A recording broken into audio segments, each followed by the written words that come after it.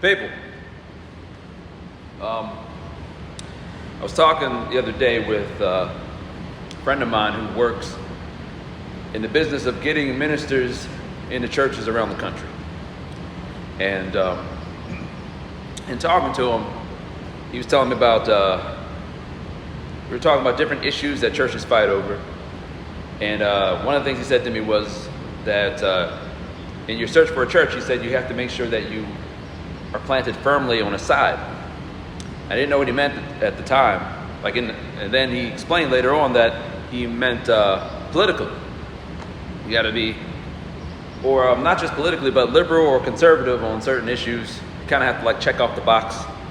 And so then we started talking even more about it, more depth into it. And man, I did not realize how divided the church is. I knew we were divided. I knew it was bad. But I didn't realize just how bad.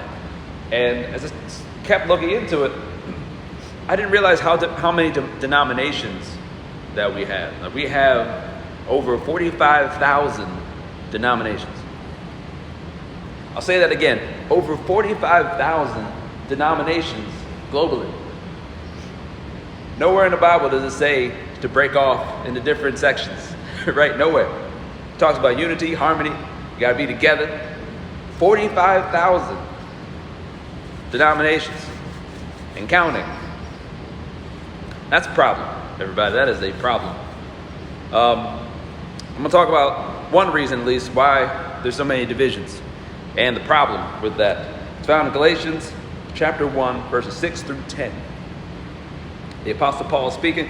I am astonished that you are so quickly deserting the one who called you by the grace of Christ and are turning to a different gospel, which is really no gospel at all.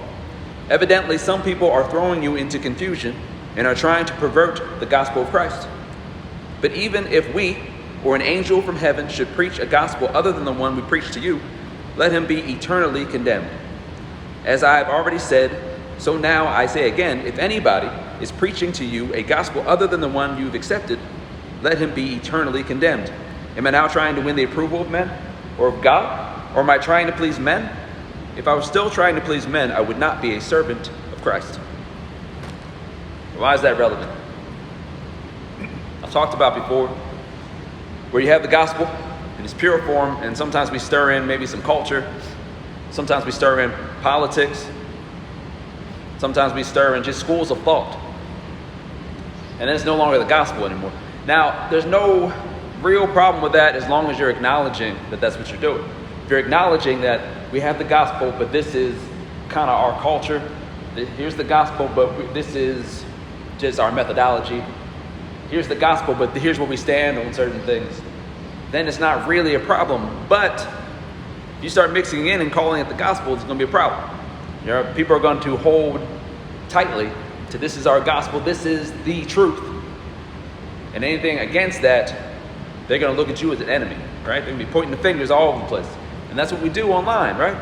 Social media is full of people who have their tribes, and their tribe never does anything wrong. It's always the other tribes, right? And it creates all this tension, this venomous atmosphere. And I think with churches, we have these schools of thought and literal schools of thought as well. And so people go to these schools and they are bombarded with all these types of philosophies that they have to abide by. That might not be biblical at all. They're just preferences. And so then they go out into the world and they start their churches, to be a part of these churches that are only thinking like they think. And so you have a whole church only thinking one way.